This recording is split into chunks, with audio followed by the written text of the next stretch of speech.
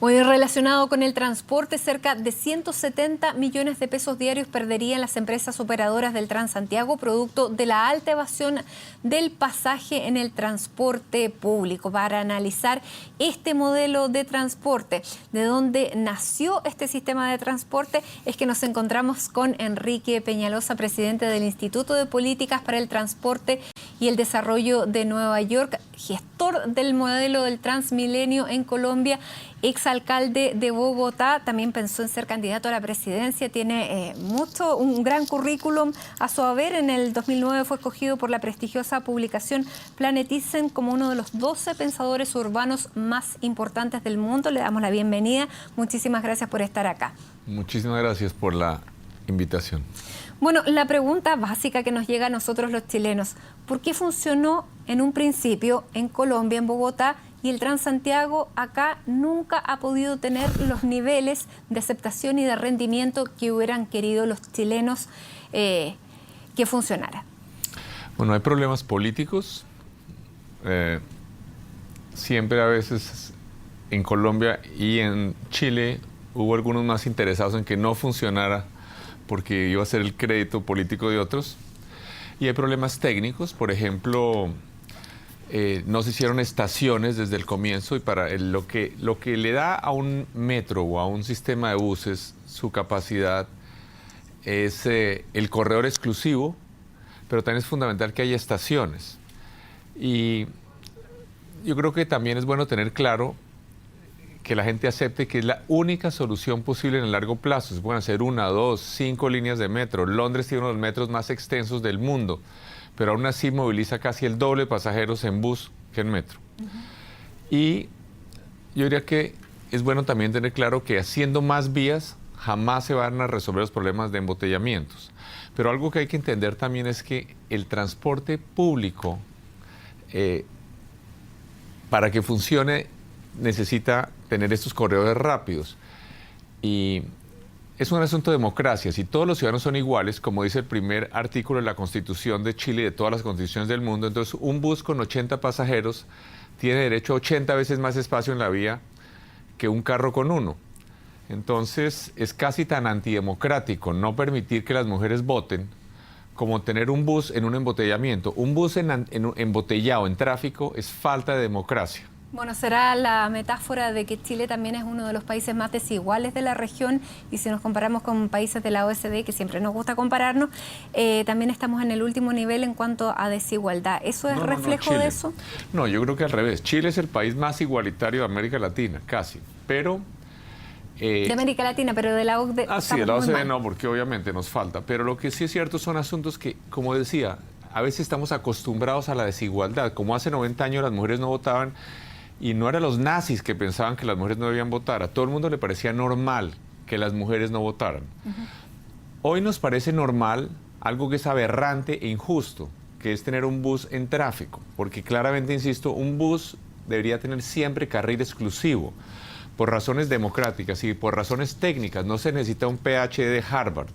Un comité de niños de 12 años se da cuenta en 20 minutos que la manera más eficiente de utilizar un espacio vial que siempre será escaso es en carriles exclusivos para bus. Un sistema bien hecho de carril exclusivo con estaciones y demás tiene que en un carril de estos exclusivos de bus se moviliza más gente que en 30 o 40 carriles de carros. Eso obedece cuando hay una política pública y un desarrollo urbano que ha sido pensado en eso, pero cuando se han desarrollado muchísimas autopistas concesionadas, donde el mensaje que se le está dando a la población es privilegie el uso del automóvil, nos quedamos lamentablemente con muy pocas vías disponibles para hacer estos corredores de los que usted habla.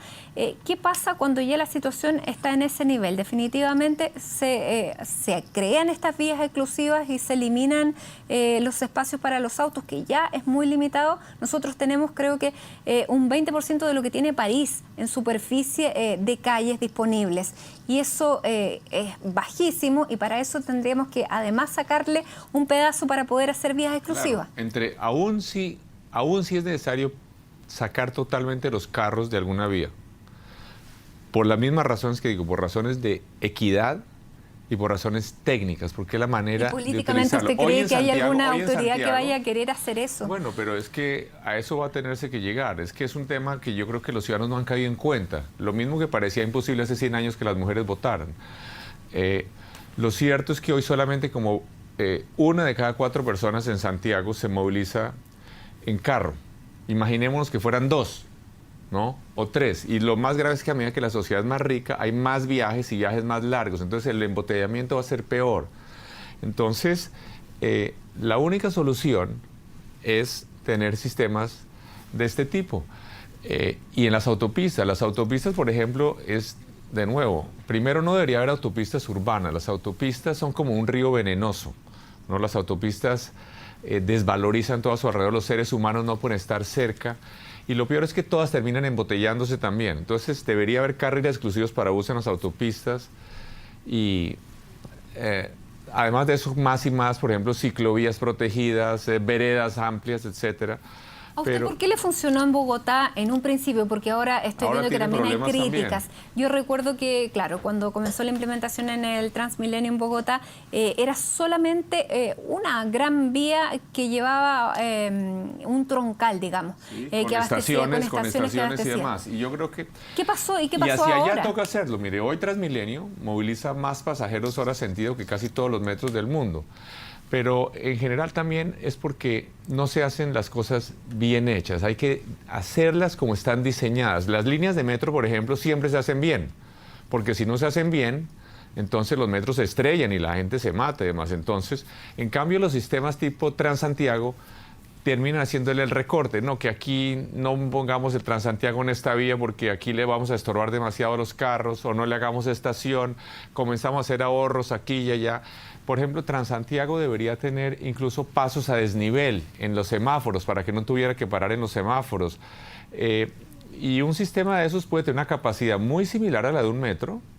Porque en Chile siempre todas las soluciones dicen ya, como conversábamos anteriormente, la vía disponible en superficie está casi agotada porque nos queda muy poco porcentaje de terreno disponible. Por lo tanto, todos los urbanistas acá, o la gran mayoría, dice lo que hay que hacer es líneas de metro. Incluso el expresidente Lagos hablaba de líneas paralelas. Si no es muy democrático enterrar a los ciudadanos que usan el transporte público, que son los héroes. Muchos de los ciudadanos que usan el transporte público son los héroes sociales. Están ayudando al medio ambiente, al tráfico y todo. ¿Por qué enterrarlos bajo tierra? Porque es más rápido. Eso no, yo creo que un bus, un bus más eficiente, ¿o no? Los buses pueden ser más rápidos que el metro en muchos sentidos si no tienen que parar en los semáforos porque tienen pasos a desnivel. El bus puede recoger a la persona mucho más cerca del origen del viaje y dejarla mucho más cerca del destino de su viaje. Los buses, a diferencia del metro, pueden cambiar de línea sin que la gente tenga que bajarse a caminar un par de cuadras a esperar a que pase el siguiente tren. Entonces los buses tienen muchas, no solo cuestan una décima parte de lo que cuesta el metro sistema, sino que pueden ser mejores, incluso en algunos aspectos. Y es más agradable ir recorriendo, mirando la ciudad, con luz natural, etcétera. Entonces, pero se necesitan ambos, ¿no? La realidad es que hoy el metro de Santiago va muy congestionado, va muy lleno en algunas ocasiones. Y sí, se pueden hacer de pronto unas líneas adicionales, pero yo sinceramente creo que antes que eso hay que utilizar democráticamente el espacio vial. El recurso más valioso que tiene una ciudad es su espacio vial, el espacio entre los edificios. Aun si Santiago encontrara diamantes o petróleo bajo el suelo, no sería tan valioso como este espacio vial.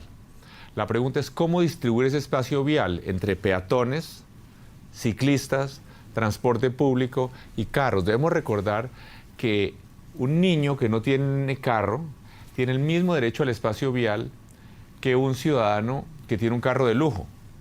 Entonces, yo sí creo que la manera democrática y técnica de aprovechar ese espacio vial es con excelentes veredas, ciclovías, carriles exclusivos para bus. Y obviamente se le va a quitar espacio a los automóviles, pero es que no importa cuánto espacio le des a los automóviles, siempre se van a embotellar. En Los Ángeles, por ejemplo, hay autopistas gigantescas de 15 carriles y 1 kilómetro más allá otra paralela y aún así se embotellan. Porque además es importante recordar que lo que genera los embotellamientos no es el número de carros, sino el número de viajes y lo largo de los viajes. Entonces siempre se van a embotellar las vías, no importa qué tantas vías hagamos. Entonces, creo que tarde o temprano llegaremos a eso. Le he escuchado a usted y a otros urbanistas y a otros planificadores de ciudad que dicen cuando un país realmente se ha desarrollado es cuando la clase alta utilice el medio de transporte público. Exacto. Usted vino efectivamente a dar una conferencia, a ser parte de una conferencia que se llama conferenciaciudad.cl, lo pueden ver también en la página web, los expositores, parte también de las exposiciones. ¿Qué nos falta para llegar a eso? Bueno, lo que sí es cierto, en Chile creo que están más avanzados que en otros países. Digamos, en Santiago hay muchos ciudadanos de ingresos altos que utilizan el metro. En México todavía estamos lejos de eso. Por ejemplo, en México los ciudadanos de ingresos altos en su mayoría ni conocen el metro, no lo han usado ni una sola vez en su vida. Pero lo cierto es lo que usted dice, tenemos que llegar a entender que en términos de transporte, una sociedad avanzada no es una en donde aún los pobres se movilizan en carro, sino más bien una en donde aún los ricos se movilizan en transporte público y en bicicleta. Y es curioso que, por ejemplo, en las ciudades europeas, los ciudadanos de ingresos altos, digamos una señora rica, tienden a preferir el bus y no el metro. Se sienten mejor, es más agradable. Lo que necesitamos son sistemas de buses que vayan rápido. Y es bueno recordar que lo que da la velocidad y la capacidad es el corredor exclusivo. No importa que tengan ruedas de caucho o de metal. Muy pronto los buses serán eléctricos. Ya hay buses de pilas muy sofisticados. Y en unos 10 o 20 años los buses en corredor exclusivo incluso no tienen conductor. Van a operar sin conductor. O sea que cada vez van a ser más parecidos unos y otros. Pero yo insisto, las vías en la superficie, que es un lujo, una ciudad tan bella como Santiago, con jardines, con arquitectura, ¿por qué enterrarnos debajo de tierra? Yo creo que algunos viajes muy largos, pues algunos preferirán ir en metro, que será un poquito más rápido. Pero bueno, lo que estamos acá escogiendo realmente es cómo queremos vivir, ¿no? Porque una ciudad es un medio para una manera de vivir. Y creo que hacia el futuro lo que vamos a tener que imaginar es que el carro lo vamos a reservar para salir de paseo el fin de semana. Bueno, ojalá que sea así. Ya está el diagnóstico, también están los consejos. La última pregunta, pero una curiosidad personal. ¿Dejó las ambiciones políticas o no? ¿O un político nunca deja las ambiciones políticas? Como dicen, la política es una enfermedad que solo se cura con la muerte. Ahí está la respuesta. Muchísimas gracias entonces, Enrique Peñalosa, ex alcalde de Bogotá y también se rumoreaba en un tiempo candidato a la presidencia. Muchísimas gracias por estar con nosotros. Hacemos una pausa a esta hora en Primera Edición y ya regresamos con ustedes. Siga junto a CNN Chile.